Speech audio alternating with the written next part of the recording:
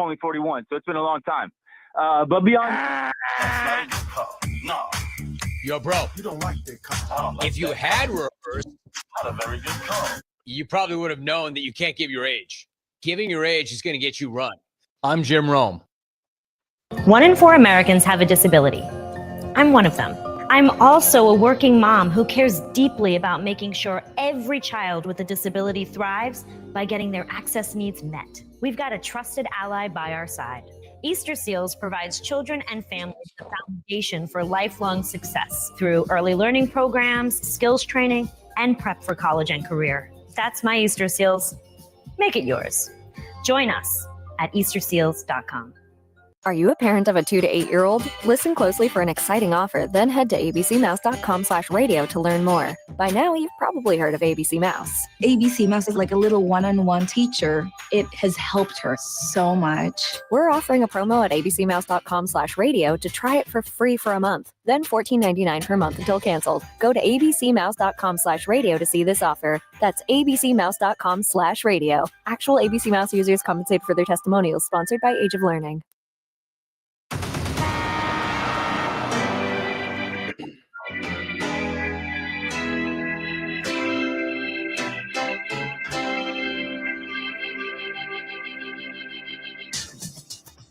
Now, from Wichita's most listened to sports radio, 97.5 and 1240 KFH. This is Sports Daily.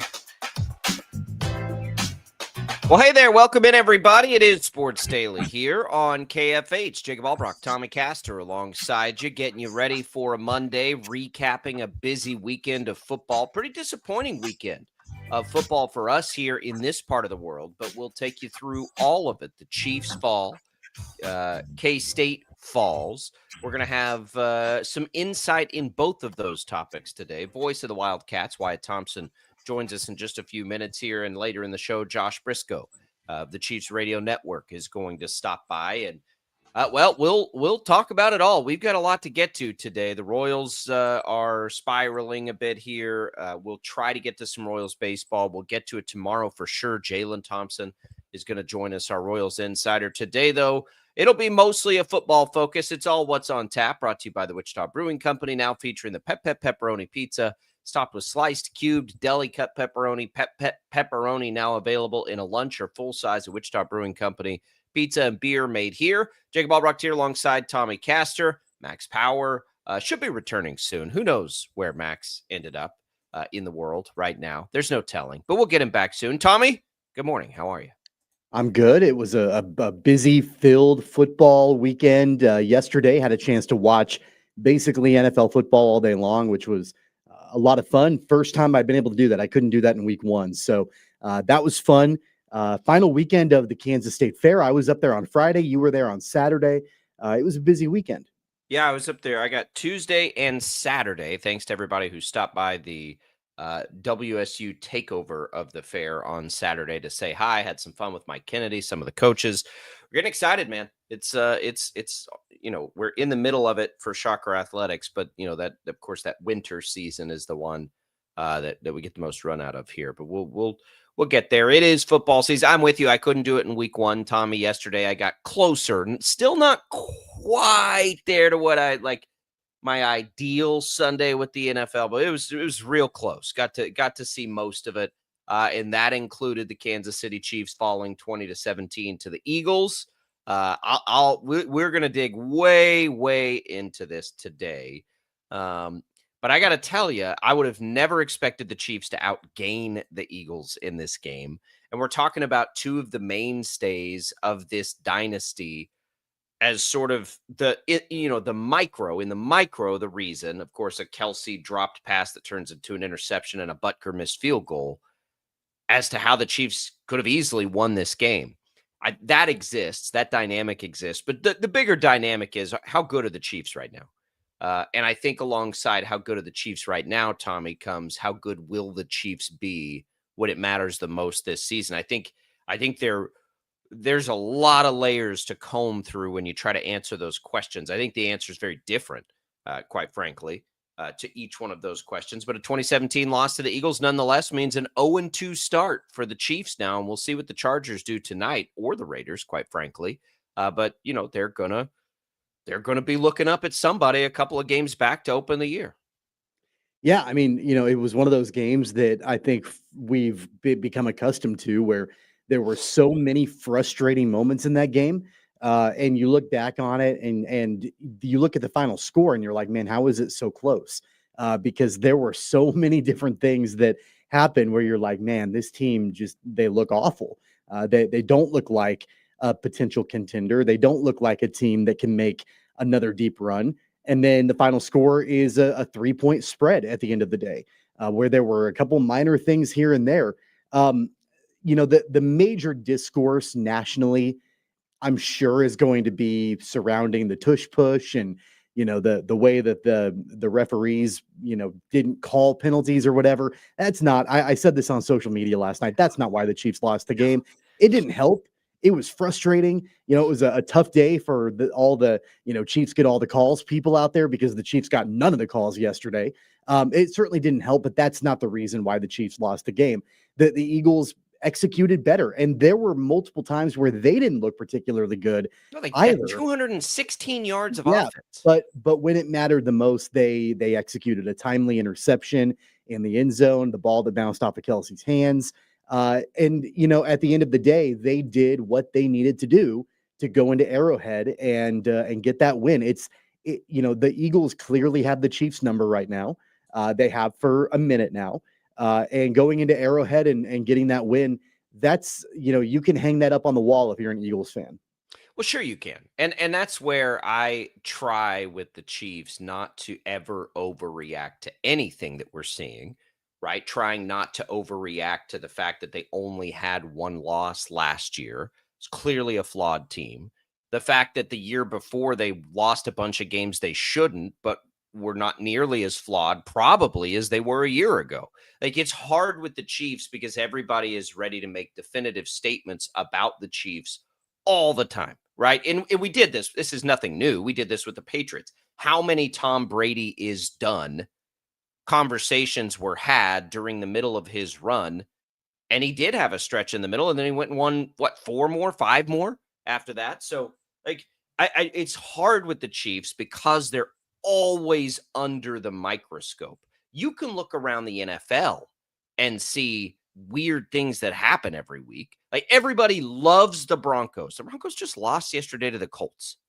We won't talk a lot about that when we talk about how the Chiefs dynasty may be over. Are we going to talk about that? That we don't, and that's okay. That's what the Chiefs have earned that place for us in football. But I do think they are a very flawed team right now, much more so than we're used to, but in a different way than a year ago. And so, like, for me, I'm trying to look past that a little bit because they should have won that game yesterday. Well, let's call it could have won that game yesterday. That's probably more fair. Against the defending champs and a team that you can make a case is the best team in football. That was a bad game for the Chiefs. And they are a dropped touchdown pass turned into interception / missed field goal from a guy that doesn't miss field goals away from potentially winning that game. And so I'm trying to have both things. Yeah. And I think both things can absolutely be true. I mean, I think it can be true that this team is not particularly good right now. Right. Will this team be good by the end of the season? Probably. They'll probably be okay. And I don't exactly know what that means long term. I don't know, where, if you look at them as still a team that can win a championship. I mean, I think that's up for debate a little bit, but I think both things can be true at the same time. You can say the Chiefs did not play very well yesterday. They're not a very good team right now. And that doesn't mean that you're crucifying them for the end of the season. It doesn't mean that you're throwing out any hopes and dreams of what they can be in January or February by saying, hey, the first couple of weeks in September have not been particularly good for the Chiefs. I don't think you have to go super far in one direction and super far in the other. I don't think that I don't think that in the same way that I've seen people out there that are like, this team isn't doing anything. This team is cooked. They're not gonna make the playoffs. They're not, blah, blah, blah. In the same vein, I've also heard people that have said, yeah, forget about this. It's not that big of a deal. They're going to be fine. No, I think it's okay for it to be a big deal right now in this moment, in this context, but then also say they'll probably be okay. To what level? I'm not quite sure yet, but both things can be true. It's so funny because we've done this, right? Last year it was like, it's okay to say this team has problems, even though they've only lost one game. And the year before, it's okay to say, boy, if they can just get there, they're gonna have a real good, like, it's always that way. But when you're talking about the team that is dominating the headlines now for the last long time, we have to sort through some of that noise. We'll do that. Josh Briscoe will join us later in the program. When we return, though, boy, I don't know what positives you're taking away from K-State right now. Wyatt Thompson will join us, voice of the Wildcats, when we return at Sports Daily. Don't go away.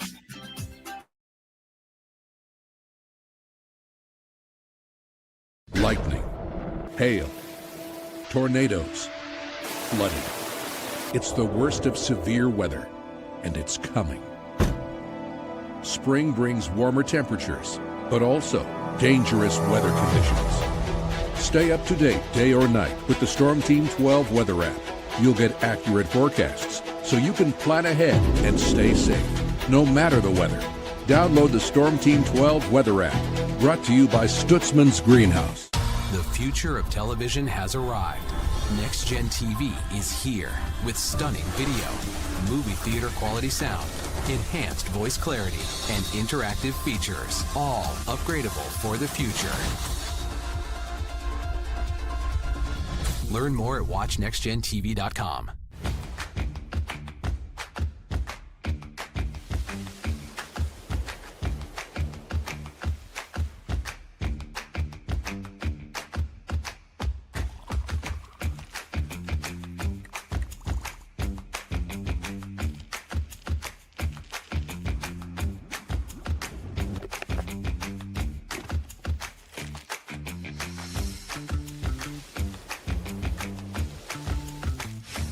Canvas of our imagination. They tell a story. Clouds affect the events of your day. Sometimes they growl, sometimes they inspire, but they're always the messengers of nature's mood, written in the sky. Storm Team 12 understands the language of clouds. We're dedicated to decoding their message, so you know what to expect. Behind every cloud, there is a story waiting to be told. Trust Ross Jansen and Storm Team 12, alerting you first to the impact on your life. We are following a breaking update. Every day, all day, stream the stories that have you talking near and far. Whoever is behind the wheel of this bus is not stopping. From hundreds of local reporters and meteorologists spanning the country. Chaos here this morning at the UW campus. Search LNL for the all-new Local News Live streaming app. Odyssey is one of the most influential audio and entertainment brands in the nation. You already know Odyssey's iconic local radio brands in Wichita. But did you know Odyssey has the country's best collection of music, news, and sports brands? Odyssey is also a premium podcast creator, major event producer, and digital innovator. Odyssey brings people together across the country and right here in Wichita. Odyssey also delivers meaningful radio and digital audio results. Find out our story and impact at odysseyinc.com/Wichita. Make yourself known now. 31001 in traffic pursuit. Oh my God, here. Investigate TV Plus begins with real people. We investigate stories that impact you and inspire change every day. Something is broken. Real problems. Why are they hiding it? And real solutions. My daughter was dying in front of me. What was your reaction when he said that? Investigate TV Plus, weekdays at 3:30 p.m. on KWCH. Sometimes people tell us, I don't get it, it's just tea. But let me tell you, we are so much more than just tea. With 20 plus flavors of sweet and unsweet iced tea, the possibilities are endless. Come on in and try them all for free to find your favorite or get us on the go for your busy lifestyle. And don't miss happy hour every day. So the next time someone tells you it's just tea, tell them to come by and find out why we say, drink tea, be happy. Jim Rome here, lighting up your afternoons on The Jim Rome Show. Catch me starting at 2 on Wichita's #1 sports radio, Kansas Fan Headquarters, 97.5 and 1240 KFH.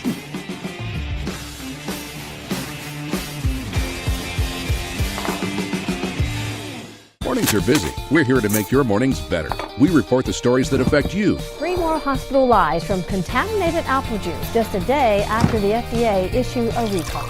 We're here to make your mornings better. Closing east and westbound lanes of K96 for repairs. With 12 News, you're prepared for your whole day. Scattered thunderstorms across the state into the afternoon. Stay a step ahead with 12 News this morning on KWCH and KSCW.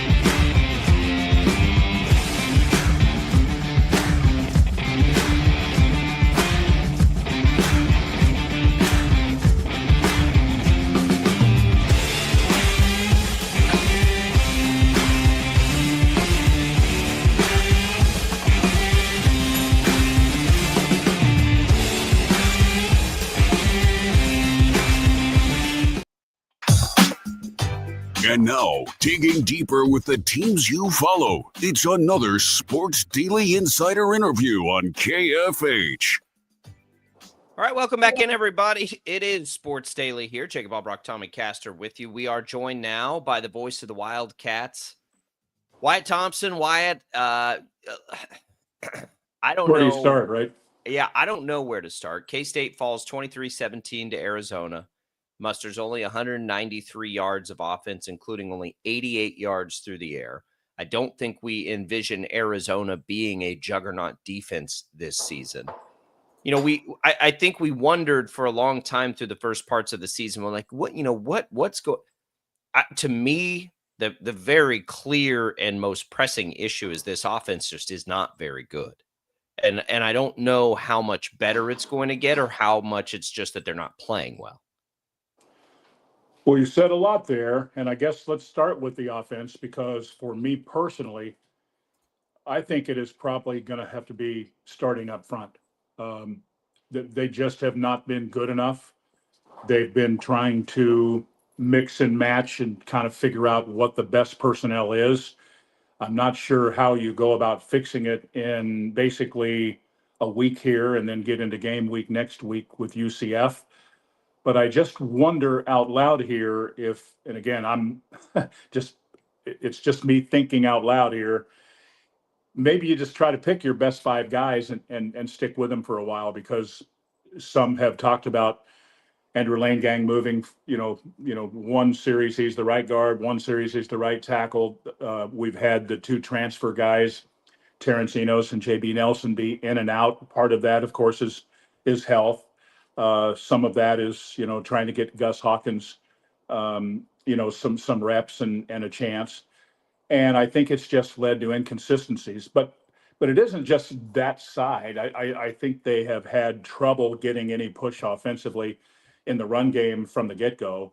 So I would probably say that that's where you have to start, because let's be honest, games are won. You have to have good quarterbacking play to win in major college football.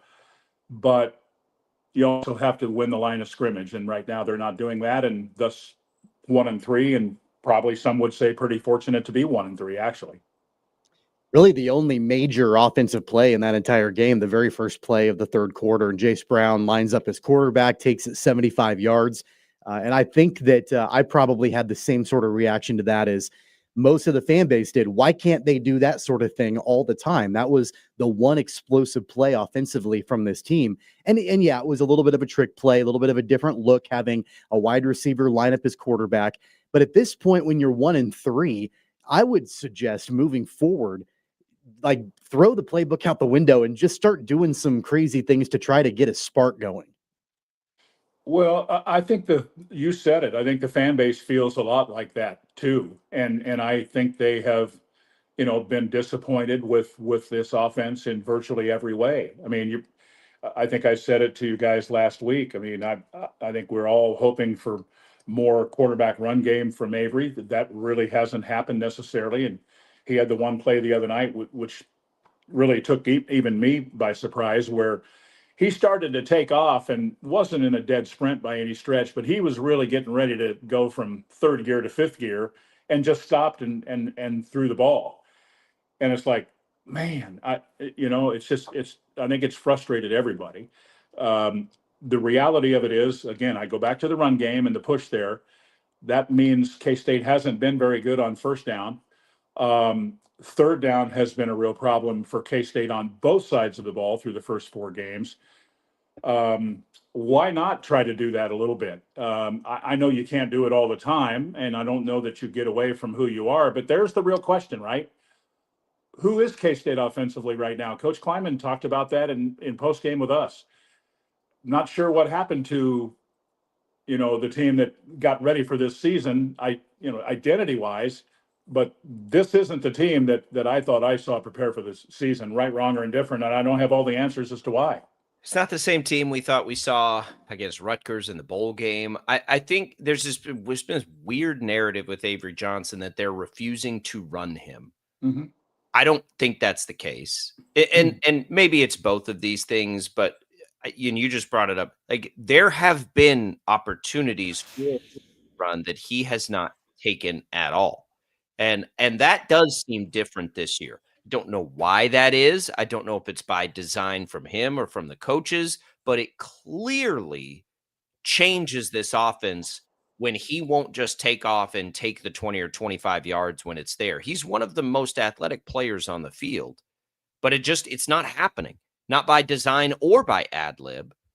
So what changes that? Because the total number, this is the number one thing people ask. Why isn't Avery running? Well, Avery's running as much as he's ever run as a starter. His attempts per game, and it wasn't very high against Arizona, but going into the game, he runs the ball 7 to 10 times a game as a starter in college. That's it. That's all he's ever. That's what he's doing now, but it's not the same. We can all see that it's not the same. So what's been so different about it? Well, I think it's as simple as I'm not trying to evade the question, but he's not running. And that means the defense doesn't necessarily have to account for that. And so you haven't had Dylan Edwards much. You do not have DJ Giddens, who, by the way, turns out he was pretty good, right? Yeah. So I think it's one of those things where there's just not a lot of threat out there. I think your threat is basically Jace Brown and Avery occasionally. Is that fair? I'm not trying to be overly critical here, but I think that's kind of what it is. And yeah, it hurt to lose Dylan. It has hurt to lose Jerron Bradley. There's no doubt about that. But everybody deals with some sort of injury. And I think there have just been inconsistencies in the pass game also. And again, when you start lining it up here with Avery, the offensive line push, the run game, third down, first down, there's a lot out there. And I think I don't want to necessarily get away from the offense here, but I thought the defense fought. They've been far from perfect too, but I think they've done a better job of late, kind of adjusting to some things. Arizona really got them early in tempo and drove down and what have you. I think they made some adjustments and were much better against them in the second half. But, offensively, if you take the 30-ish yard run away and then Jace's 75-yard run to start the third quarter, you're talking about 80 yards of offense. That's it. And it's not real quick, Tommy. It's not like that's not a one-time thing. Right. We've seen that lots of times this year now. Yeah. Well, I don't have to remind fans, how little K-State held the ball in the third quarter against Army. They did make a nice drive to win the game against North Dakota. They were certainly in a position that they could have won the Iowa State game. I think that's the other frustration here is, K-State's prided itself for a long time on, playing quality, high-level, tough football and having that edge and being physical in that. And I think people feel like they're not seeing a lot of that. So it's, there's a lot to discuss with this football team and a lot of frustration. What do we know about the status of Dylan Edwards? He didn't play after the first quarter. He had one nice run of 11 yards, but then limped off the field. And I know that, obviously him coming back and being able to try to give it a go in that game on Friday night, I think that excited a bunch of people like, all right, maybe we've got our run game back a little bit here and we can get this going. Do we know what things look like for him moving forward? The only thing I would say to that, Tommy, and it's a great question. I don't know that I have the perfect answer for you, but I would say this. The fact that they didn't take his helmet says to me that he was still available. And for whatever reason, the coaches stayed away from it. And I'm going to guess that Dylan was, probably nicked up again a little bit. And I think they're just like, okay, we've got to hold him now, give him a couple of weeks, and then maybe he'll be ready to go. That's just my thought. Well, the only thing you can do is look forward. Yeah. None of this matters now. It's taken them out of some at-large considerations, certainly, for anything that they would want to do. But the Big 12 is in front of them. So, what's the mess? You got 2 weeks here to try to figure it out. This certainly does not look like a team at the moment that's going to compete in the Big 12. But we did see them play Iowa State really tight. So how do you get back closer to that and further away from what we've been seeing? And what do you think the messages this week will be? Because I'm sure it'll be a great psychology experiment as much as anything else for the coaches over the next 2 weeks. Yeah, I would think with the Friday night game, and I don't know this for a certainty, but I'm going to guess that a large portion of the weekend, the coaches were probably meeting and discussing and talking about, now what do we do, right? I've had so many people ask me, and I'm sure they've asked you too, how do you fix it? Well, I don't think there are necessarily easy answers here because this isn't just the offensive line, right? There's a lot of things out there, but you got to, like you said, you got to move forward and yet learn from where you've been. And what does that mean? Well, let's see what we can do to improve the offensive line play. Is it possible? Yeah. Probable. I don't know that I have the right answer for that, but I think we're going to find out. I'll say this, fellas, and some people may argue with me, and that's okay. That's what this is all about. But I still believe in my heart that this team has the capabilities of being a pretty darn good football team. Were we maybe overhyping them a little bit to start the year, and maybe they were more like, upper middle or upper third of the league? Maybe. But I guess I would say that I just didn't see this coming with, the issues with the line and with Avery and, injuries and all of the issues that they've had. I mean, they've just not been real good in a lot of areas, and that's troubling, no question. And so I don't think there are easy answers, but I think, Chris Kleiman and his staff will spend a lot of time trying to get this thing figured out. And when they hit the practice field again, let's be honest, I think they're going to find out who wants to be there and who wants to play. I guess I would start with that. Simply stated. You got to do that. Yeah, you have to. Let's talk about the guy in charge for a second, Chris Kleiman. Yeah. Obviously, he's he's tasked with the responsibility of trying to figure out what is going wrong with this team. If you're on social media for any length of time at all, which it can be a negative thing for sure. I mean, there are people all over criticizing Chris Kleiman, and of course, he had criticism after the press conference after the Army game and all of that. Where do you think his mindset is right now? I mean, obviously, it's get back to work and figure out what they need to do to turn things around. It's got to be pretty difficult to try to tune that noise out. It's probably almost an impossibility in today's world. It's just kind of the way it is. It's so easy to criticize, and I understand it.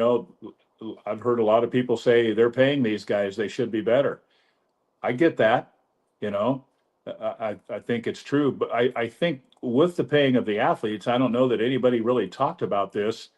It was all great for the kids, but is there a downside to the fact that means if you're not performing, there's more criticism? I think 100% that's true. Don't you? Yeah, do you think there's more criticism now than if it was 5 years ago and they'd have had these expectations and got out to this start? I don't know. Yeah, and you could probably argue that either way, but and I don't know what all of those young people make, but I think most of us would surmise that Avery's making good money, and I'm not blaming him in any way, shape, or form, right? But it is a different scenario now, and I guess I wonder out loud, you know, maybe I'm questioning, you know, the leadership. I think this is a group of pretty darn good kids for the most part, at least those who are front and center and give you the most snaps and what have you. It's hard for me to sit here and criticize like an Austin Romaine or a Des Purnell as an example in terms of how hard they play, how hard they work, all of those things. Have they been perfect? No. I think Austin would tell you the other night he missed a tackle on a really important play in the game, right? That happens.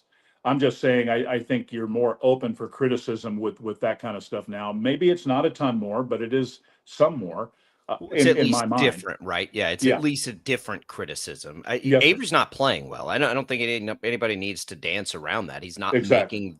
making the throws that he's made for the first 2 years. I mean, physically, he looks better, I think, than he ever has. He's put on the weight, which means he's put in that work. Something seems timid or off. I don't know what it is either, but you figure it out. You got 2 weeks now because you're running out of time a little bit here. Well, and I wonder too if it isn't just to the point where you're 1-3, you're still just 0-1 in the league, and you said that before. I mean, you've got most of this conference schedule ahead of you. Yes, it is a hard schedule, no question about that. You got TCU and Tech at home and road games at Kansas and Utah and Baylor and all of those kind of things. But so does everybody else. I think you just try to go back to square one and let's try to redefine and be who we are. I think I mentioned that in a show with you guys early on, Coach telling the kids before the Iowa State game that if we go be who we are, we'll be fine. They better get there. Sometimes it's harder to do that than you might think. Yeah, well, clearly. And look, 2 Iowa weeks, State's the same way though, right? Never a better time for a bye week than right now before Probably they play so. their next Big 12 game, because it is going to take a reset. I mean, No doubt. clearly that's there. Wyatt, so nothing this week then. You guys get the week off as well. Emotionally, probably a pretty good thing. It's been a little draining, I'm sure, to be in your position right now as the voice of the Wildcats and to have to answer the billions of questions from fans trying to figure out what's going on here. We'll see if they can get it back on track. K-State plays again, but not until the 27th against UCF. It is a home game, and we'll see if they can get it turned back around. Wyatt, we appreciate it. Absolutely, guys. Great talking to you. Appreciate it. There goes Wyatt Thompson, voice of the K-State Wildcats. Always appreciate those visits. You know, Tommy, it's kind of funny with what we were just talking about with the Chiefs. Is it a they're not good now, but will be later? I think when we have that conversation with the Chiefs, there's so much to go there. But for K-State right now, I think the most troubling thing is where can you find, when you look at it, what's going to make them significantly better later? And to Wyatt's point, it probably is the offensive line to begin with, but Avery's got to play better too. And they do have to get Dylan Edwards back, and they have to become this explosive offense again that we fully expected them to be this year. But man, it's hard to put on any kind of rose-colored glasses. I mean, I don't think it's there. I think you can do it with the Chiefs and their slow start. I don't think you can do it right now with K-State. Yeah, and on both sides of the ball, I mean, there are some major glaring issues. I mean, the fact that Noah Fafita from Arizona, he had a bunch of rushing yards, and he's a good player, that's but, not. I mean, yeah, but he doesn't run the ball. Like that's not what he does in his game. And K-State let him run the ball, and he had I think it was like the most rushing yards he's ever had in a college game. So yeah, like there are clearly some major glaring issues that they've got to get figured out. Boy, oh boy. All right, we've got other NFL headlines to get to. We're going to dig in further to the Chiefs. Just some breaking news here. Pretty monumental breaking news in the landscape of the NFL this season. We'll get that when we return. It's Sports Daily. Don't go away.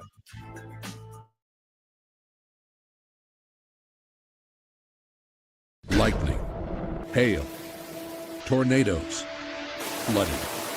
It's the worst of severe weather, and it's coming. Spring brings warmer temperatures, but also dangerous weather conditions. Stay up to date day or night with the Storm Team 12 weather app.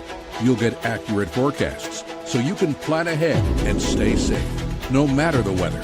Download the Storm Team 12 weather app, brought to you by Stutzman's Greenhouse. The future of television has arrived. Next Gen TV is here with stunning video, movie theater quality sound, enhanced voice clarity, and interactive features, all upgradable for the future. Learn more at watchnextgentv.com.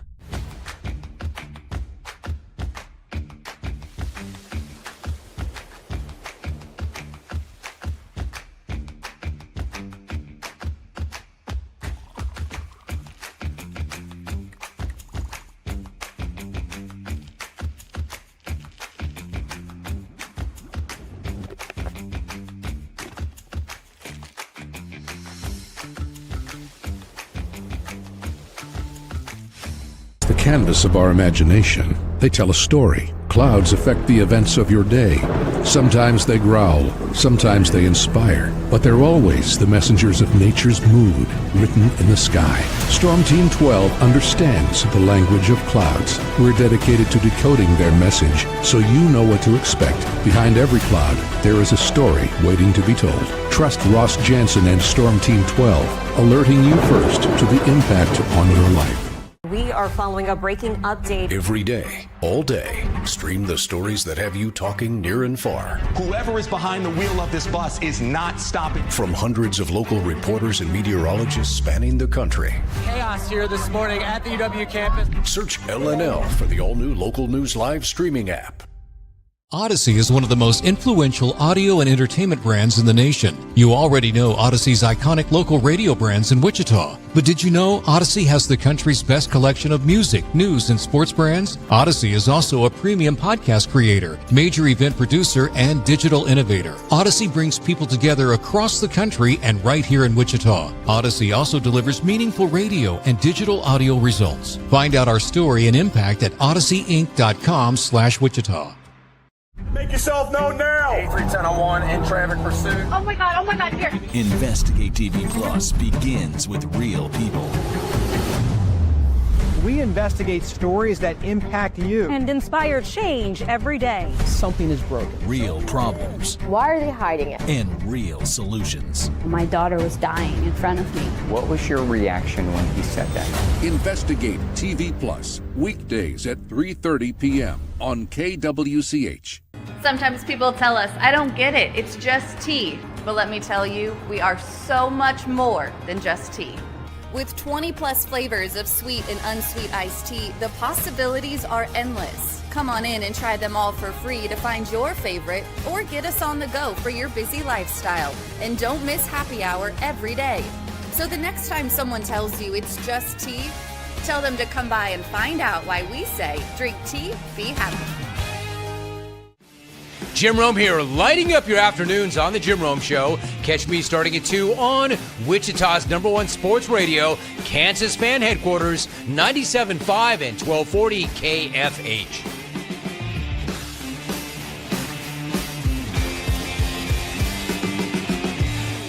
Mornings are busy. We're here to make your mornings better. We report the stories that affect you. 3 more hospital lies from contaminated apple juice just a day after the FDA issued a recall.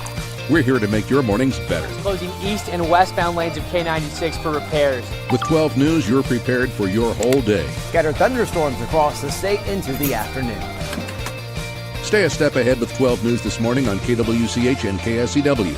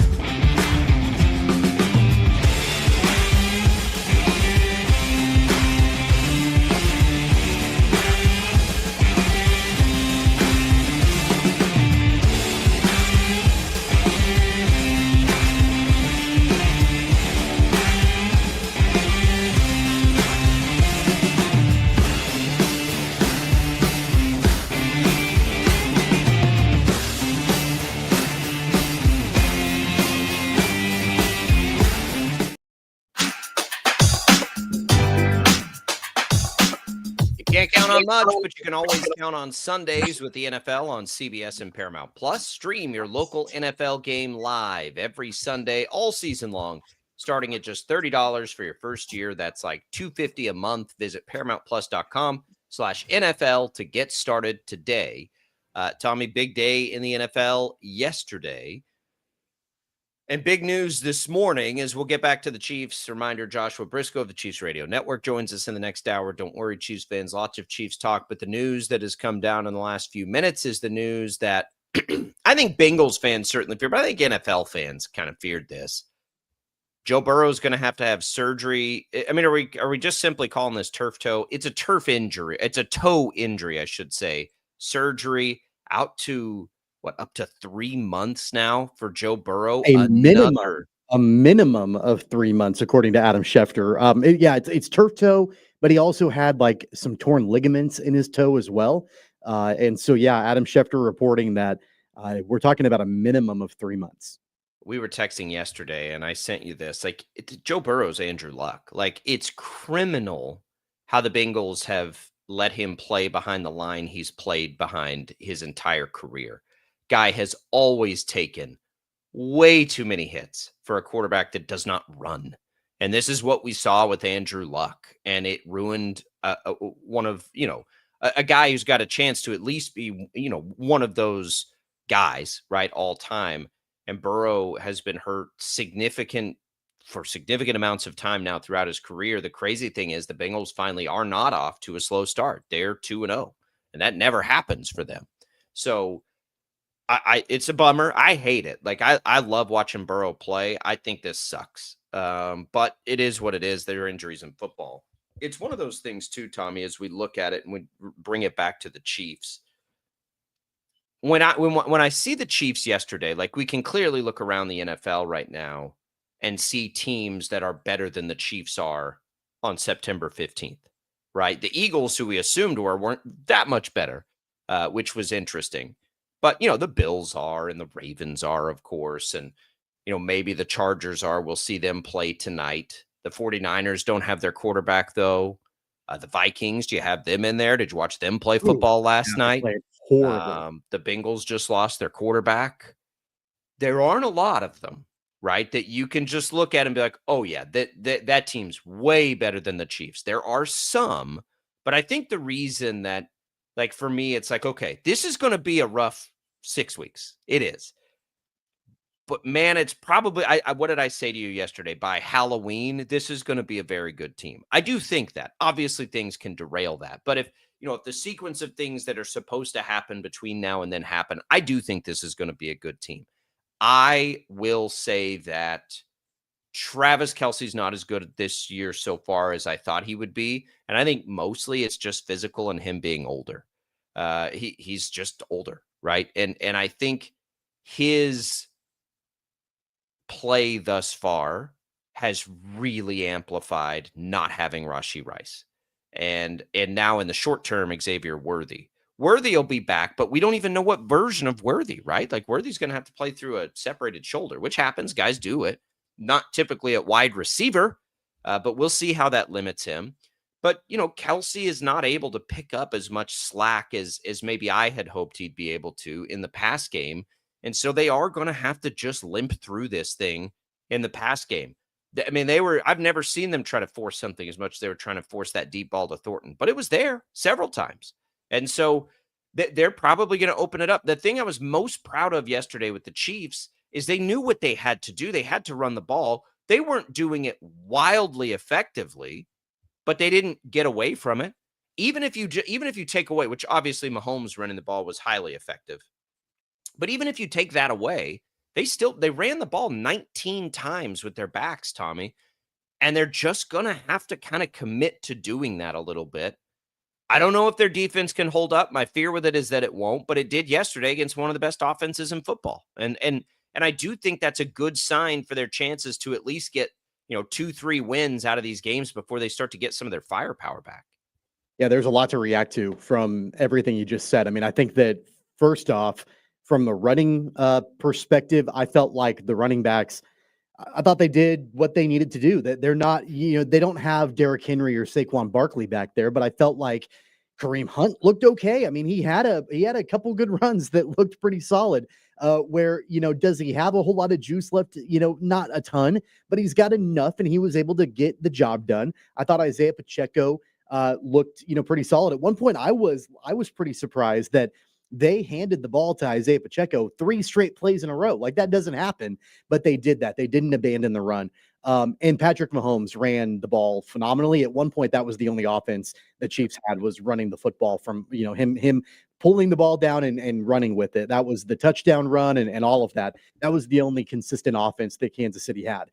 Defensively, yeah, I mean, I feel like they hung on as best as they could in that game against a team that has really dynamic playmakers in the Philadelphia Eagles. They did the best that they could possibly do. And I was encouraged by the defense in that game. Without their efforts, that could have been a 2-touchdown game, if not more. They could have been completely blown out, and it would have looked a lot like the Super Bowl result from back in February. So I was pretty pleased by that. One thing that you did mention before, you said by Halloween, you think they'll be a pretty darn good team.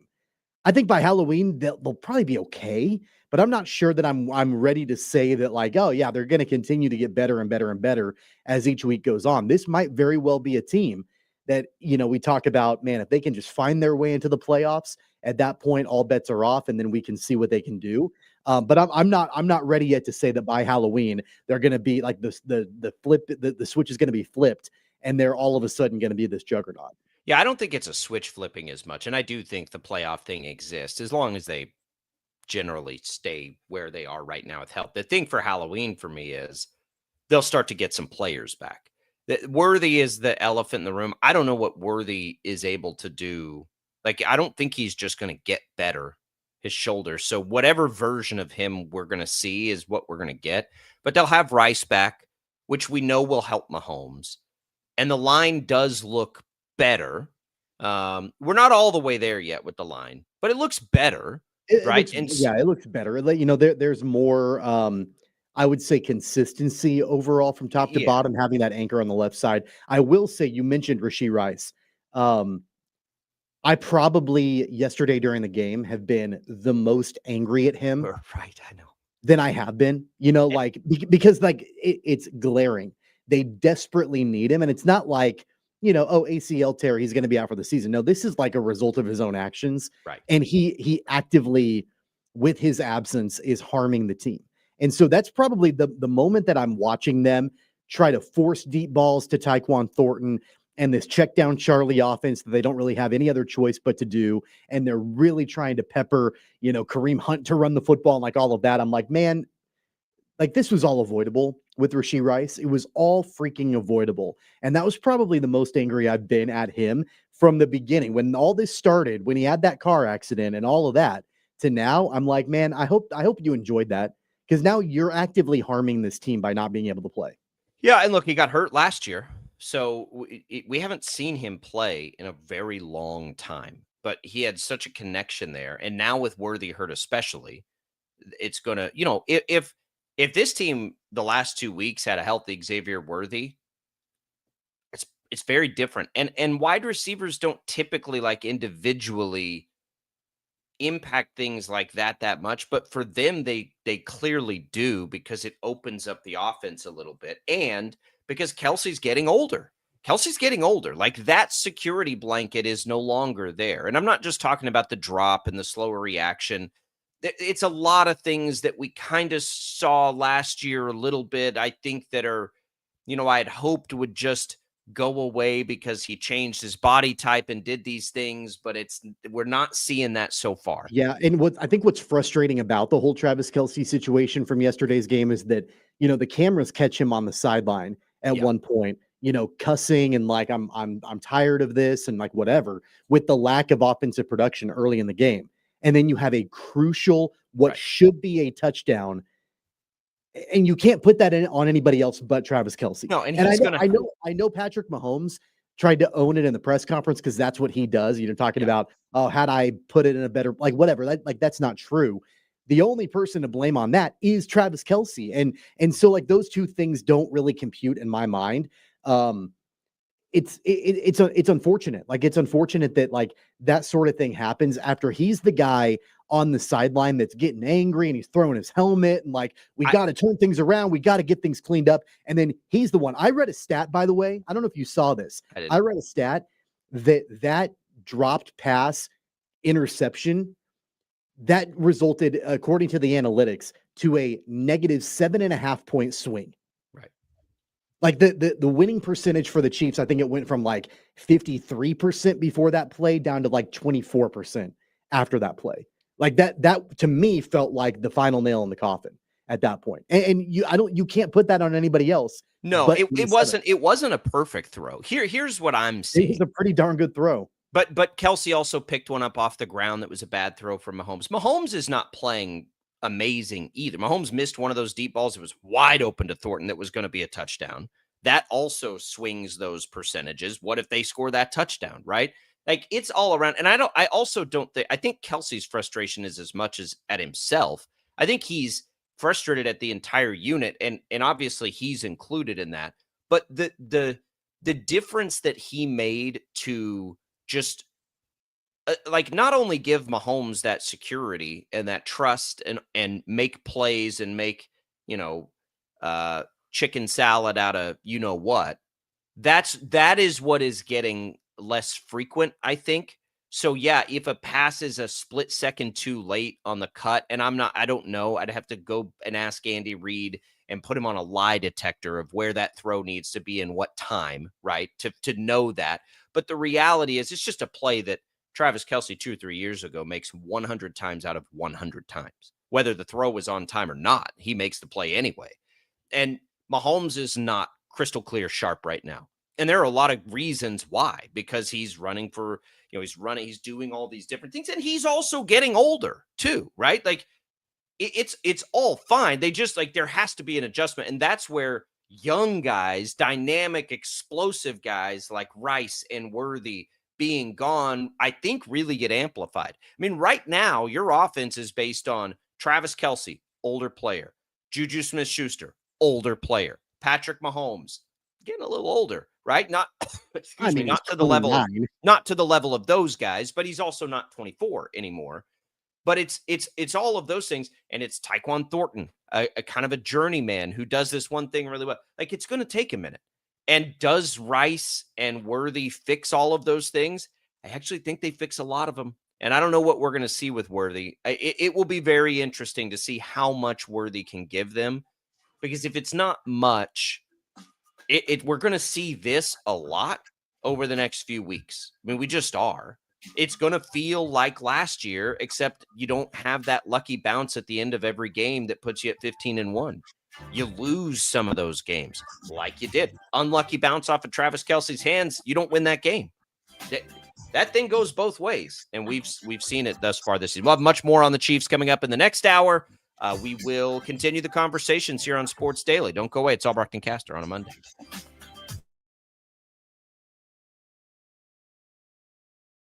Lightning, hail, tornadoes, flooding.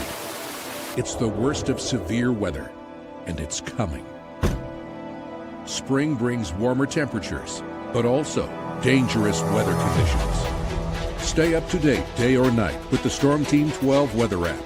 You'll get accurate forecasts, so you can plan ahead and stay safe, no matter the weather. Download the Storm Team 12 weather app, brought to you by Stutzman's Greenhouse. The future of television has arrived. Next Gen TV is here with stunning video, movie theater quality sound, enhanced voice clarity, and interactive features, all upgradable for the future. Learn more at watchnextgentv.com.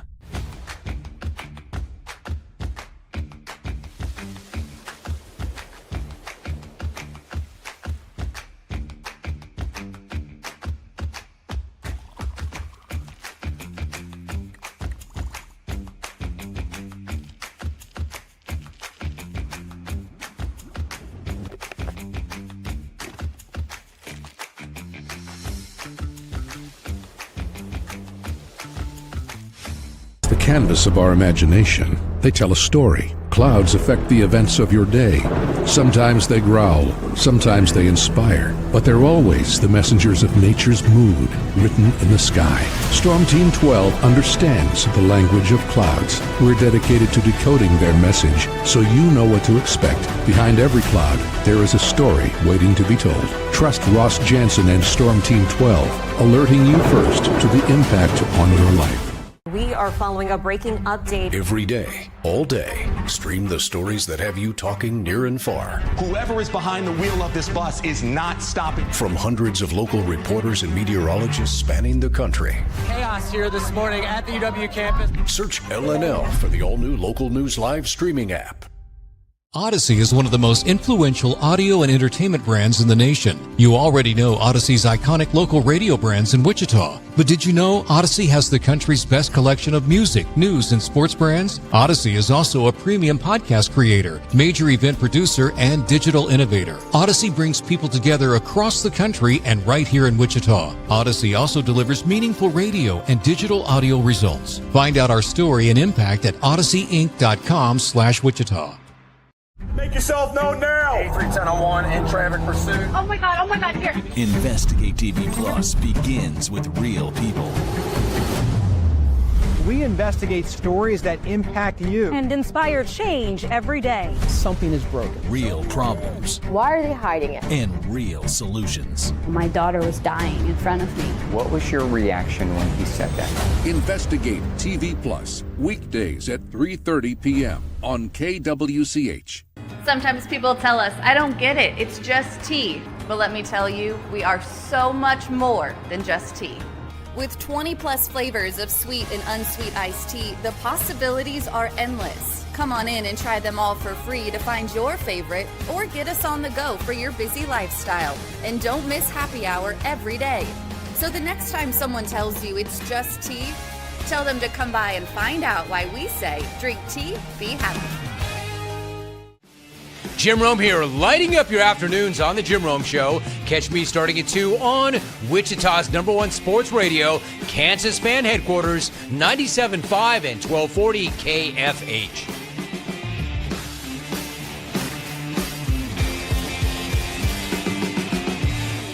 Mornings are busy. We're here to make your mornings better. We report the stories that affect you. 3 more hospital lies from contaminated apple juice just a day after the FDA issued a recall. We're here to make your mornings better. Closing east and westbound lanes of K96 for repairs. With 12 News, you're prepared for your whole day. Scattered thunderstorms across the state into the afternoon. Stay a step ahead with 12 News this morning on KWCH and KSCW.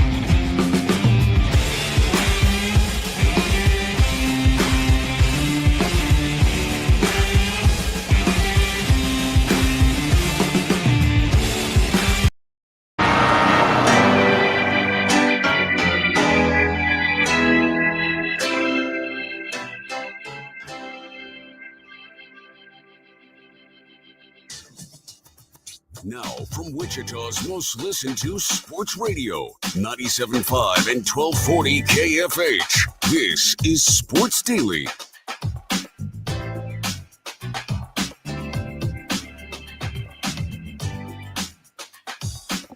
All right, welcome back in, everybody. It is Sports Daily. Jacob Albrock, Tommy Castor here on a Monday. Glad to be with you. Joshua Briscoe of the Chiefs Radio Network going to join us here in just a little bit. Get further into the Chiefs when we do that. We'll look around the rest of the NFL today as well. If you missed anything with Wyatt Thompson, voice of the K-State Wildcats from the first hour, you can go back and listen to that for free on the Odyssey app. We've got everything coming on tap for you, brought to you by the Wichita Brewing Company, WBC Delano's debut brew, Hatfield's Mama. A German Kolsch with a clean, crisp character that's smooth and refreshing. Make history with Hatfield's Mama, Wichita Brewing Company, Delano's debut brew, available at all 3 WBC brew pubs. We welcome you back in. Jacob Albrock, Tommy Castor here.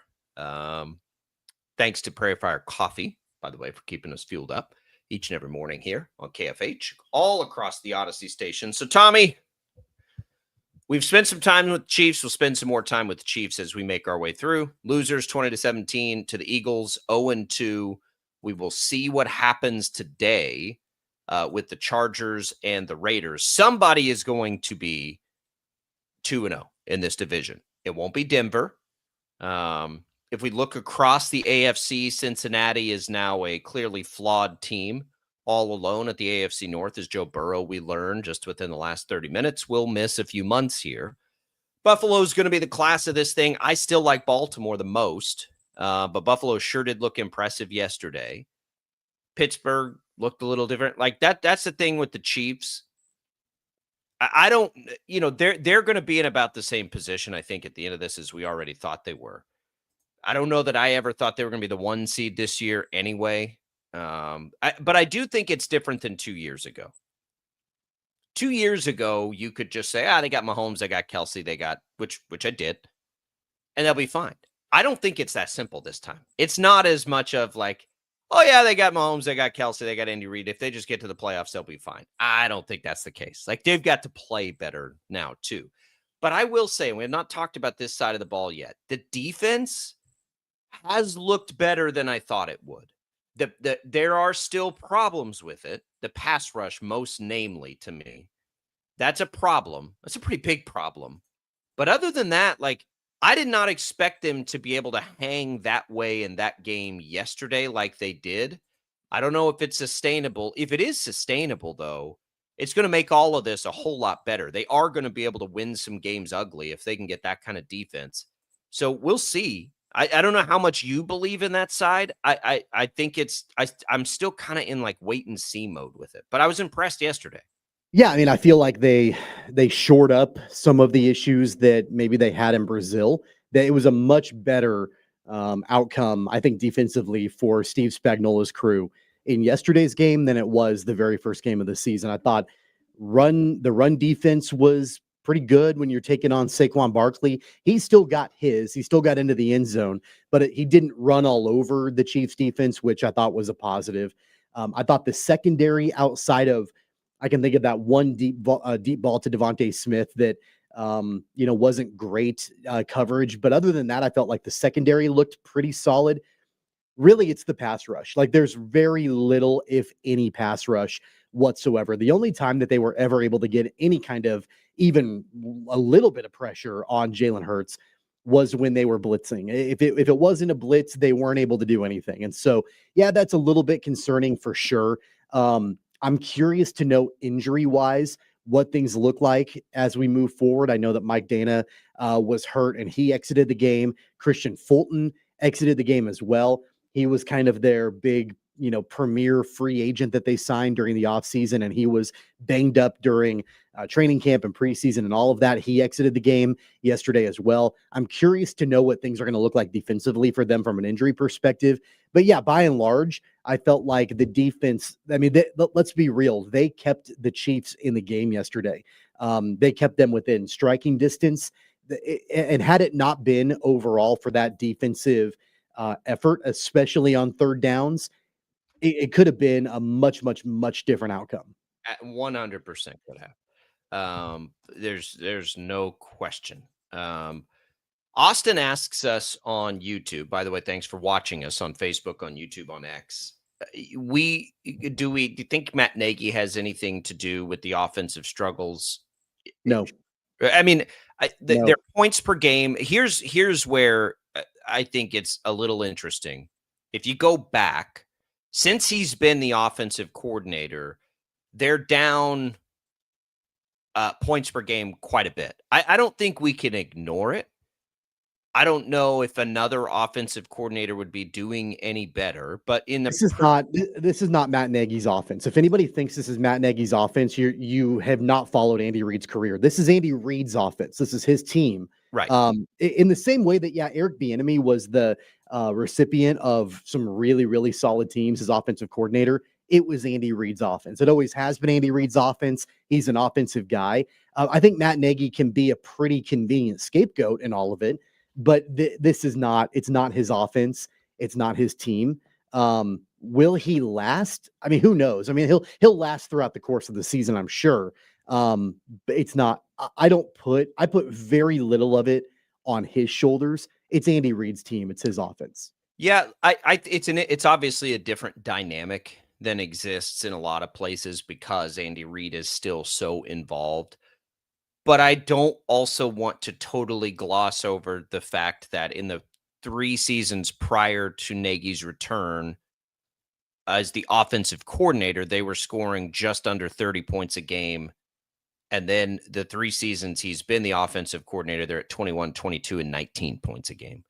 He was here in 22 when they were averaging 29 points per game, but he was not the offensive coordinator at that point. So, look, it exists. Yes, it's there. I don't want to ignore it. I think it has something to do with it. Sure, I do. But it is the Andy Reid offense. Like it's, Reid, we know how involved in this Reid is. So without knowing like what specifically is Nagy doing, or Nagy, the old pitcher was Nagy, I suppose. Like which part of that does he most directly affect? I'm honestly not sure, but I there has to be something to the correlation. I don't know. I think you have to ask the question very simply: who's the play caller on this team? The play caller is Andy Reid, right? So how much has been the play caller? Like, well, he's what the guy that calls the plays? Nagy's doing something. Like he's not just standing there. Like something during the week. Like he has a role on this team, obviously. Sure. So whatever it is, they've all got to be better, but they all also have been dealt a unique set of circumstances in that time. Also, so we'll find out. Look, again, it's gonna be frustrating for the next few weeks. Still, it just is. How many of them can they figure out a way to win is the only question that really matters. And as I look around the AFC, they're not going to be the 1 or the 2 seed. That'll be Buffalo and Baltimore. But can they be the 3? And who really cares at that point? Can they be the 3? Can they just be a 6 seed? Like, can they?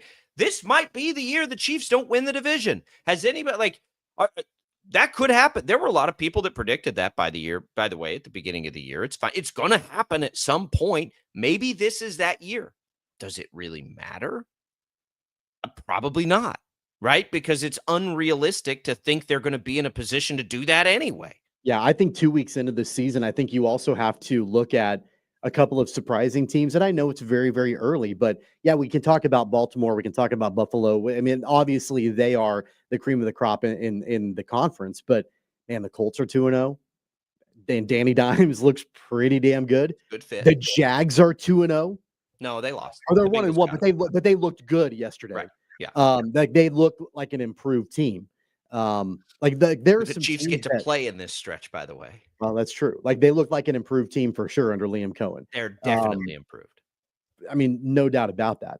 I mean, I think that there are some other teams that are in the conference that, you could, I mean, the Chargers, we'll see how they look tonight against the Raiders. Even the Raiders, either one of them, right? Like we're talking about some teams that, I mean, this might be a transitional type year where we see some new teams coming in and being pretty talented. Yeah, I'm just buckle up, Chiefs fans, because it's going to happen this year. Like they're not gonna all of a sudden turn this around and be 15-2 at the end of the year. It's not. I just don't see how that happens. It does, but that's not what. Like the focus, I think, over the course of this season will be like, at what point are they playing good enough for us to say, okay, there it is, that team can win a Super Bowl.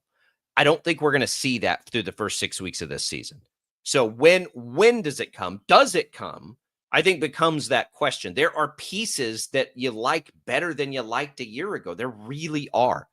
Like the line being better is a big deal. But now you're missing a whole bunch of wide receivers again. So, we'll get there. We're going to talk to Josh Briscoe about it here in just a couple minutes. Scheduled to be on the call there. I think he had a hint of panic last week. I'll be curious to get his take on this. Chiefs fall to the Eagles. They're 0-2. Take from it what you will. We'll be back with more on Sports Daily.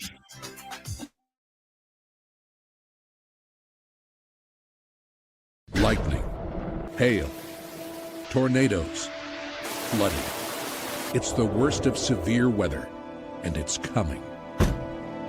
Spring brings warmer temperatures, but also dangerous weather conditions. Stay up to date day or night with the Storm Team 12 weather app. You'll get accurate forecasts, so you can plan ahead and stay safe, no matter the weather. Download the Storm Team 12 weather app, brought to you by Stutzman's Greenhouse. The future of television has arrived. Next Gen TV is here with stunning video, movie theater quality sound, enhanced voice clarity, and interactive features, all upgradable for the future. Learn more at watchnextgentv.com.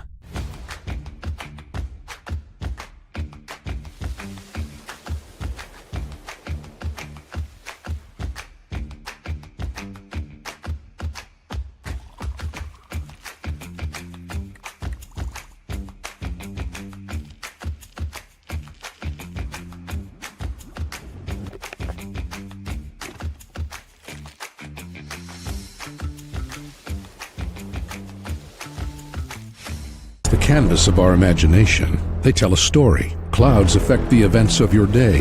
Sometimes they growl, sometimes they inspire, but they're always the messengers of nature's mood, written in the sky. Storm Team 12 understands the language of clouds. We're dedicated to decoding their message, so you know what to expect. Behind every cloud, there is a story waiting to be told. Trust Ross Jansen and Storm Team 12, alerting you first to the impact on your life. We are following a breaking update. Every day, all day, stream the stories that have you talking near and far. Whoever is behind the wheel of this bus is not stopping. From hundreds of local reporters and meteorologists spanning the country. Chaos here this morning at the UW campus. Search LNL for the all-new Local News Live streaming app. Odyssey is one of the most influential audio and entertainment brands in the nation. You already know Odyssey's iconic local radio brands in Wichita. But did you know Odyssey has the country's best collection of music, news, and sports brands? Odyssey is also a premium podcast creator, major event producer, and digital innovator. Odyssey brings people together across the country and right here in Wichita. Odyssey also delivers meaningful radio and digital audio results. Find out our story and impact at odysseyinc.com/Wichita. Make yourself known now. 8310 in traffic pursuit. Oh my God, here. Investigate TV Plus begins with real people. We investigate stories that impact you. And inspire change every day. Something is broken. Real problems. Why are they hiding it? And real solutions. My daughter was dying in front of me. What was your reaction when he said that? Investigate TV Plus, weekdays at 3:30 p.m. on KWCH. Sometimes people tell us, I don't get it, it's just tea. But let me tell you, we are so much more than just tea. With 20 plus flavors of sweet and unsweet iced tea, the possibilities are endless. Come on in and try them all for free to find your favorite or get us on the go for your busy lifestyle. And don't miss happy hour every day. So the next time someone tells you it's just tea, tell them to come by and find out why we say drink tea, be happy. Jim Rome here, lighting up your afternoons on the Jim Rome Show. Catch me starting at 2 on Wichita's #1 sports radio, Kansas fan headquarters, 97.5 and 1240 KFH.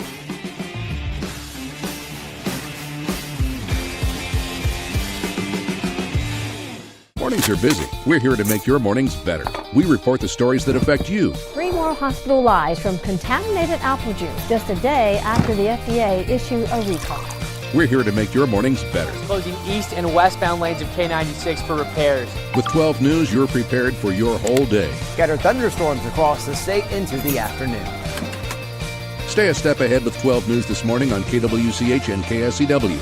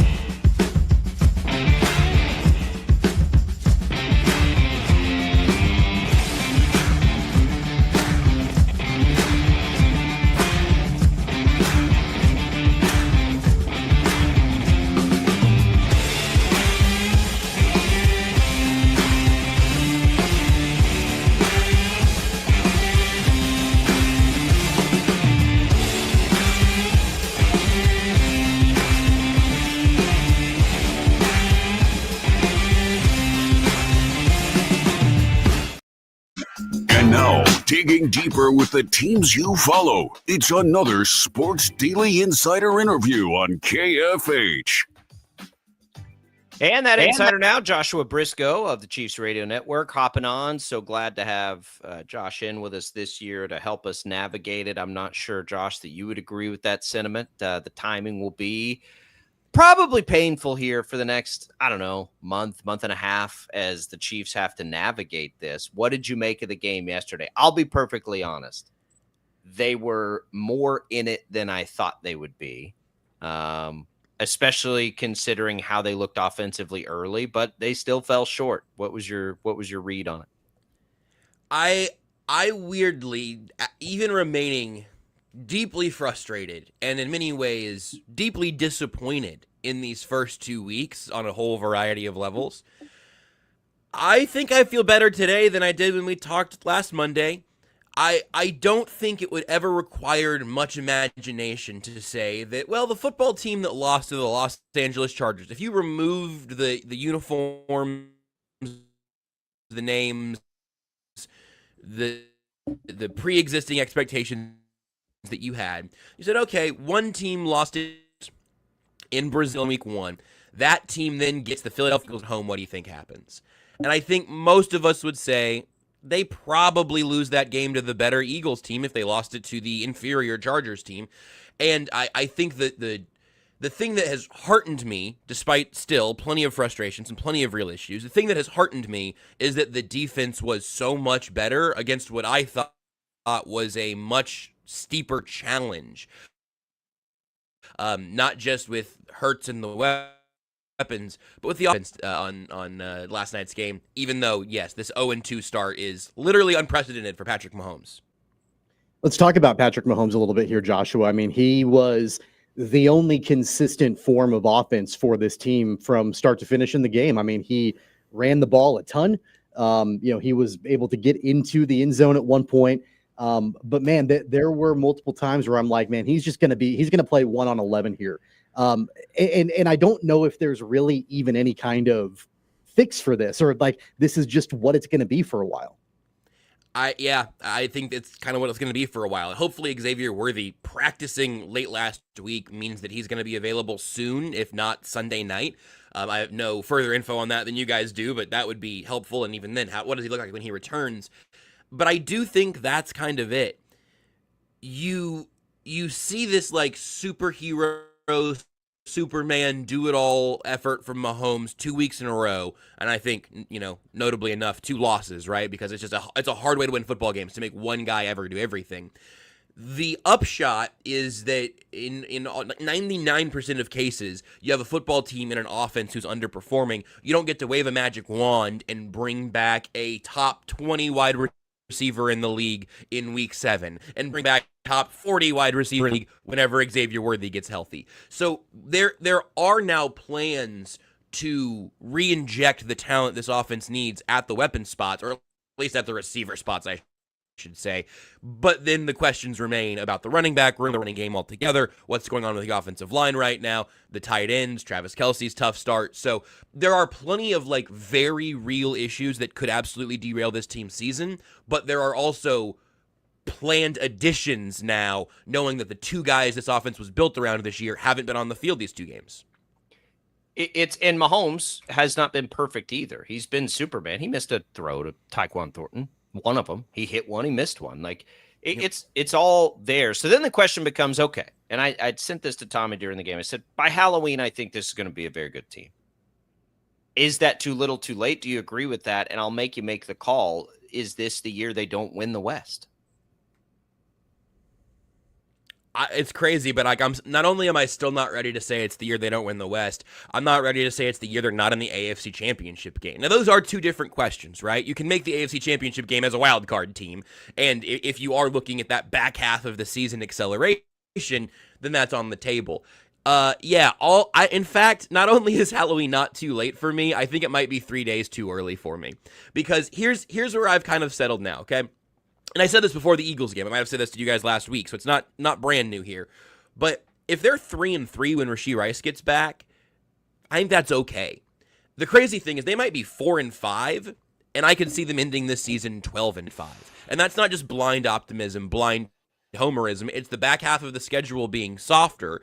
And look, 4-5, under 500, more than halfway through the season is unthinkable in the Patrick Mahomes era.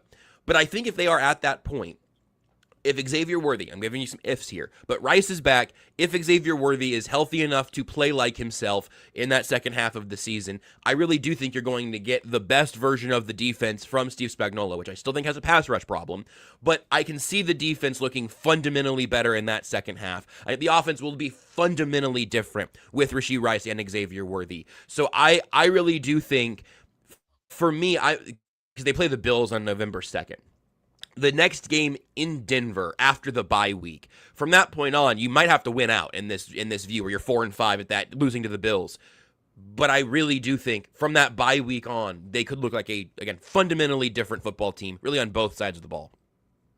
We got to talk about Travis Kelce a little bit. I mean, obviously the critical dropped ball resulted in the interception. That was really the turning point in the second half, right? Like that was really the play that should have been a touchdown, but turned into points the other way. And then the Chiefs weren't able to, get anything going after that.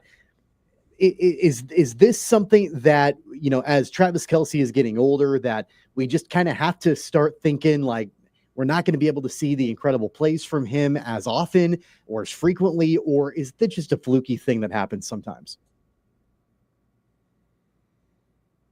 I want to say it's at least mostly kind of in the fluke category, because you do have to make that adjustment for what you expect from him, as you kind of have a little bit over these last couple of years. He's still been very good and extremely important to the offense. But if the Xavier Worthy bump or that drop turned pick that's, like you said, totally game-changing play. What's crazy to think about is with all these teams' flaws, if he makes that catch at this point, which again feels kind of bonkers considering the tone that we're all kind of stuck in. But those are mental mistakes, focus mistakes. In some ways, maybe that's more concerning or more frustrating because that's the thing you don't expect him to have. He and Mahomes last week had the moment of not really quite being on the same page, which is also kind of alarming in its own way. I think that you do need to expect that this offense, again, this offense was retooled to be a Rashee Rice, Xavier Worthy, Travis Kelce in that order offense this offseason, where Kelce's kind of the off-feed. He's the guy. We're going to feed Rashee Rice and Xavier Worthy, and we're going to live just fine that way. Obviously, that hasn't been an option, and so it's okay. Well, you guys can see that wasn't the plan in training camp. So I think Kelce just has to kind of wear a couple brutal mistakes in both of these first two games. I think you adjust expectations for him accordingly, but it's even hard for me to evaluate him in such a similar spot to last year where you go, oh, never mind. We once again need to rely on Kelce maybe a little too much. They definitely have to rely on him a little too much right now. I want to go back to something you said about the schedule and the timing. If you go back to 23, they had a stretch of games where they were 2-4, right? Which at the time seemed unfathomable. We may have a stretch to open this season of 6 games where they go 2-4. And the optimists' take is so easy to find. It's like, guys, they've done this before and won Super Bowls. They literally went 2-4 after the bye week 2 years ago when they won the Super Bowl. They may start this season 2-4. I think the bigger questions are when they get full strength. Is full strength going to be enough this year? I think those are two different things because I do think they'll turn it around. The optimist take for me is that the defense has been better than I thought it would be. I mean, it has. I got to be fair to it. It's been a better defense than I thought it would be. And I don't know that the offense is going to be what I thought it would be, which is back closer to the great offense. What's the middle ground? And is that a formula enough when you get to the postseason? We all assume they're going to get there to beat the Ravens or the Bills on the road. I know I'm looking ahead to things that we won't know for another month or whatever. But if you tell me in January I have an offense with Patrick Mahomes, an offensive line who's figured this out a little bit, who's spent some time together, Rashee Rice, Xavier Worthy, Travis Kelce as your 1, 2, 3, and Steve Spagnuolo doing the things that he did to Jalen Hurts yesterday, I'm going to have a very hard time talking myself out of that being a legitimate Super Bowl contender. So it is based on, this might be the thing that you have to stretch a little bit for it. It's based on what they have been and what I think they're going to be, not necessarily what we've seen them be so far this year. But I do still think that, put this team in the playoffs and figure out who exactly is enthusiastic about, oh, no, these are the washed-up Chiefs. These are the Chiefs that don't have the power anymore. Because I just don't think that's going to be how anyone is viewing them, assuming that there is better health in January and better availability than there's been in September. I agree with both of you guys when you talk about the defense being better in general, like being better from top to bottom. I mean, I think that the effort yesterday shows that all together. The only concerning thing for me, Joshua, is the fact that it seems like the pass rush is basically non-existent right now defensively for Kansas City. Yep. Is that something that you think that Chiefs fans are going to just kind of have to live with again? Like, hey, they're going to be from top to bottom a solid defense, secondary looks better, et cetera, and knowing that they may not have a great pass rush, or is that something that can come along too? I don't know. Here's the thing that bothers me now is that it is basically the same unit it was last year. And we had this conversation throughout so much of the season last year. But you can say, well, you hang your hat on some like Chris Jones dominant performances, and he's still been good this year, but not great. And I could really pass up on the bleep talking to the opposing quarterback while they're kneeling at the clock. That's neither here nor there. Yeah. I am probably the most frustrated and remaining hopeful with George Karlaftis because they give him the big contract. They say, hey, we're going to lock you up long term because we think you're the guy to kind of take the baton from Chris Jones. And I don't think that was ever fair to Karlaftis, frankly. But I mean, he does have frequently, he's had his best games later in the season and in the playoffs. I don't know that there's just like a play more games and get better path that I'm like hanging my hat on there. But Charles Omenihu and Mike Dana obviously ends up getting hurt. We'll see what happens with him. Ashton Gelati has looked pretty all right in his time out there. Omar Norman-Lott got a sack in his debut. Jerry Tillery played less yesterday than he did in week 1. Derek Notty's not giving you any pass rush push. So I mean, these are the guys. They didn't make a move for a Zadarius Smith or a Jadeveon Clowney, and I frankly didn't really expect them to. A few years back, they went and grabbed Melvin Ingram when things were looking a little bit out of sorts. I don't really think there's a move like that on the horizon.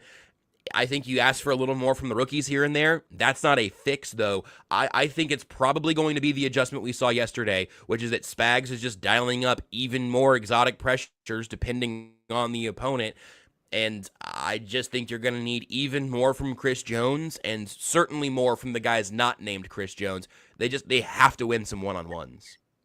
And they're gonna have to do it against a guy who looked pretty good against the Cowboys. I think all of us were just a little bit annoyed to see the Giants play well, but they did. They played well offensively. It's like, come on, man. We were counting on that one. Can you just chill a minute here, Giants? But they did offensively look pretty good. That'll be Sunday Night Football next week.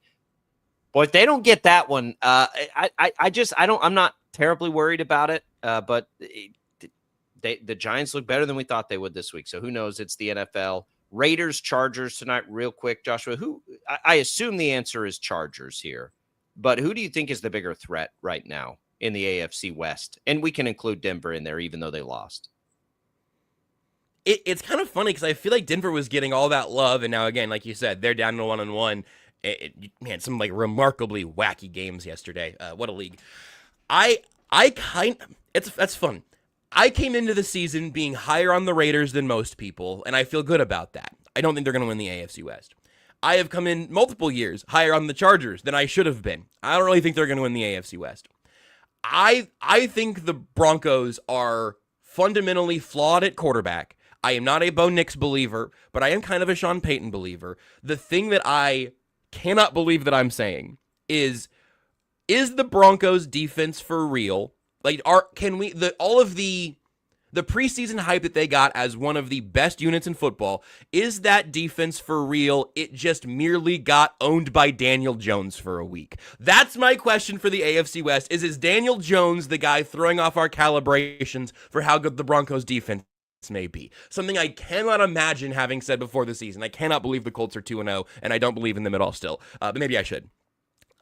I kind of want to give the edge to the Broncos, even though they just lost to a team that I don't think very highly of. And maybe for me, that's the argument for why the AFC West is very, very, very, very far from settled right now. Because we're going to find out tonight. One of these, if the Raiders go out and beat the Chargers tonight, we have to put a little more respect on what they're turning around there. And I think that's deserved. They got a coaching quarterback, and it raised the water level for the entire organization. That's how it worked when Andy Reid and Alex Smith got here. I think that there's an argument to be made that the Raiders are fully turning around now.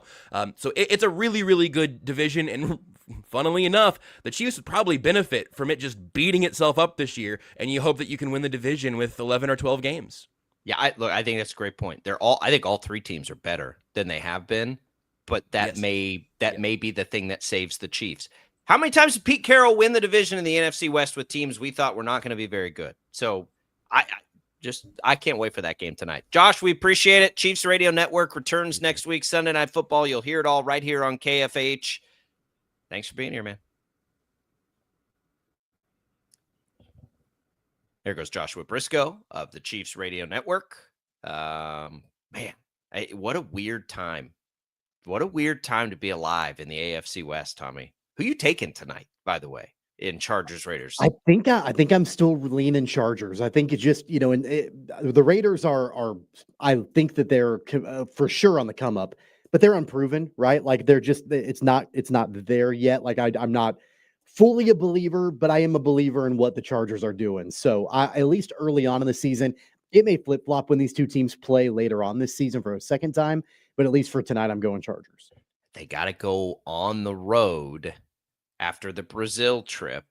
That is, I think, something to watch. I think it's going to be I think both of these games tonight are going to be pretty good. I think they're going to be fun.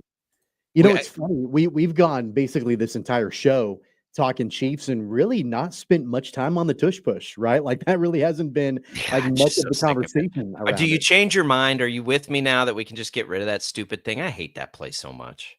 Yeah, I mean, if you're gonna keep it, you have to actually officiate it. You have to actually. Did you hear Dean Blandino? Like he's like, guys, I'm over trying to analyze the tush push because it's different every time. Like it's not good for football, and that's been my point with it. It's not good for the game. It's not it's not illegal. It's just not good. I know. I've been very firm and consistent though.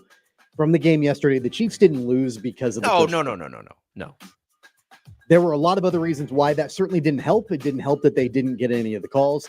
They didn't lose because of it. You can miss me with that argument. Yes. Anybody out there who has that, I don't buy it. Certainly didn't help though. They missed a deep ball to Thornton. Kelsey dropped a touchdown. Like yes, that was not the reason they lost, but it's annoying. Very much so. We'll come back.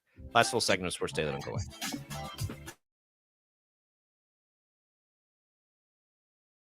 Lightning, hail, tornadoes, flooding. It's the worst of severe weather, and it's coming. Spring brings warmer temperatures, but also dangerous weather conditions. Stay up to date day or night with the Storm Team 12 weather app. You'll get accurate forecasts, so you can plan ahead and stay safe, no matter the weather. Download the Storm Team 12 weather app, brought to you by Stutzman's Greenhouse. The future of television has arrived.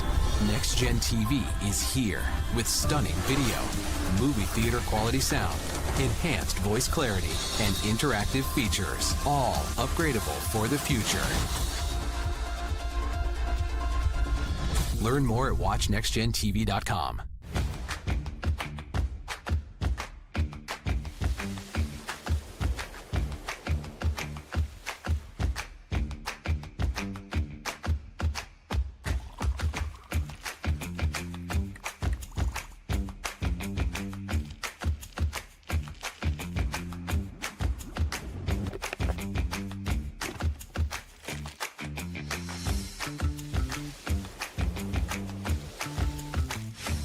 Canvas of our imagination. They tell a story. Clouds affect the events of your day.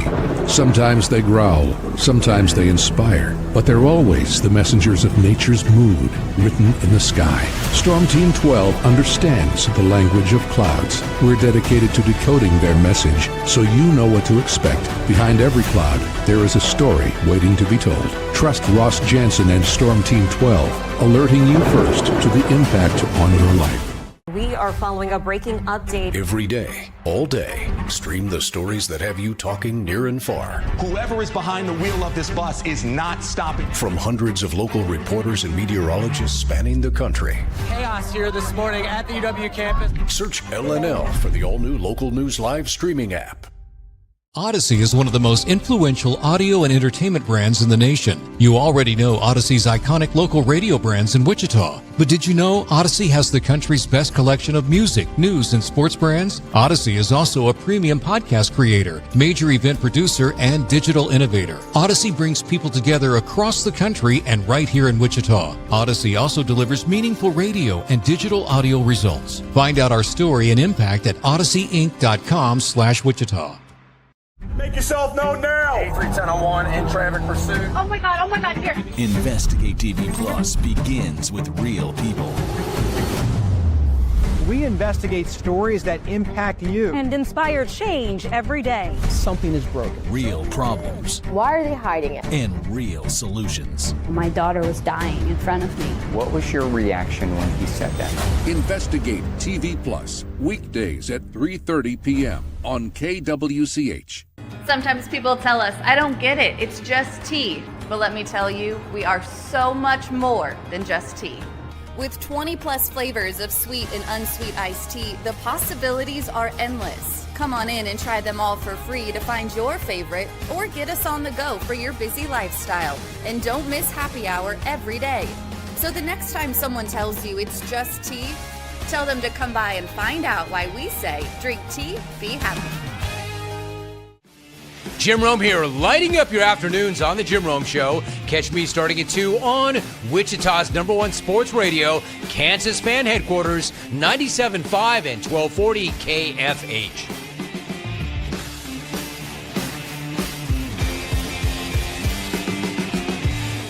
Mornings are busy. We're here to make your mornings better. We report the stories that affect you. 3 more hospital lies from contaminated apple juice just a day after the FDA issued a recall. We're here to make your mornings better. Closing east and westbound lanes of K96 for repairs. With 12 News, you're prepared for your whole day. Scattered thunderstorms across the state into the afternoon. Stay a step ahead with 12 News this morning on KWCH and KSCW.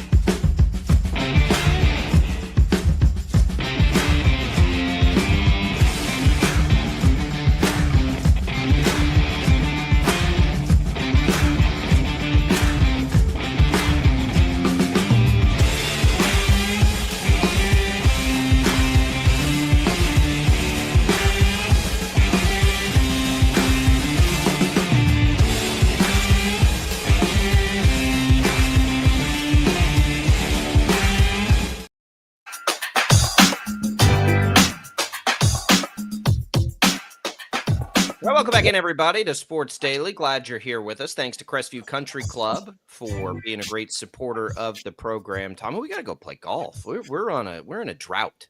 I know it's been a little bit. We're in a steady drought, and I know the reasons why. You've got a big promotion. I've been insane with the other life, with the TV and the fair and HTO, and I don't know what's going to change because we're about 6 nights a week tied up with kids' sports this time of year too. But it's also the best time of year to play golf out at Crestview Country Club. So we're going to have to just chisel away some time,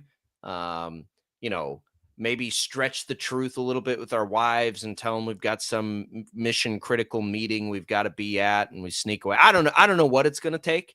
But we're going to have to get out there because it is the best time to go play golf at Crestview Country Club. 36 holes to choose from. It's not swampy. It's not hot. It's almost perfect every day out there right now. Give them a call. Great time to join. Get in there. Check out all the golf. See what you can work out. Give Todd a call. Tell him we sent you. And come say hi to Tommy and I because we're out there a lot. And we love chatting it up with all the listeners that are out there, sometimes talking trash, at least to me. When I'm making my way through the golf course and I'm given a hard time. Always appreciate that. So thanks to Crestview. Let's look around the rest of the NFL, Tommy. It was a wacky day. Lots of points, except for last night, but lots of points around the league. The Jets, that was a mirage. I think we can safely say that thing we saw in week 1. The Lions flex back a little bit. That probably, like, for somebody like me who thought they were being a little overdone on how they might fall this year, that made me feel better. Ravens flex huge. We talked about Joe Burrow. The Rams continue to look very impressive. The Patriots, Patriots Dolphins, Tommy. Patriots look good, or the Dolphins just suck? I think it's a little bit of both. I think the Patriots are definitely improving, and I think that they will be an okay team by the end of the year. And I think the Dolphins are basically in free fall. I mean, I know that they battled back and they were able to, get back into the game, but man, like Tua, there were moments he looked awful. And just, offensively, I don't feel like they have it. The Cowboys survived the Giants in overtime. You asked me when they were losing, what would it mean if they lost? My answer to you was nothing, because they're not going to win anything this year anyway. It's why I didn't think they should re-sign Micah Parsons to all that money. Like, it's part of it because they're not quite good enough yet. But they'll be good enough to win a bunch of games they probably play this year and do these kinds of things. But it doesn't mean anything. Yeah, relating it back to the Chiefs with the Giants, I posted this on social media yesterday. If anybody thinks that the Chiefs are going to waltz into MetLife Stadium on Sunday night and just run all over the Giants, you didn't watch that game yesterday. And I know Russell Wilson is on the downward trend of his career and all of that, but he made some throws yesterday that were vintage Russ. And they're a very desperate team. Brian Dable is trying to keep his job. Russell Wilson is trying to keep his job. Like, they're desperate. That's a dangerous spot, I would say, in primetime Sunday Night Football for the Chiefs to go to New York. He can still throw lots of moon balls to Malik Neighbors. And I just keep having this thought in my head for the Chiefs that Cam Scatterbo is going to be a problem for them, as he kind of opened up his role in that offense a little bit yesterday. So that game happened. Seahawks Steelers. So this is why, Tommy, like, I like to watch the red zone because it tells me the Broncos should not have lost the game to the Colts. The Colts actually missed the game-winning field goal, and then there was a penalty that gave them another shot at it. Yeah. And if you weren't watching that, you probably wouldn't have even seen that happened. You would have just seen the Colts make the game-winning field goal. The Steelers and the Seahawks is another example of that. There was an interception in the end zone that, like, bounced off a dude.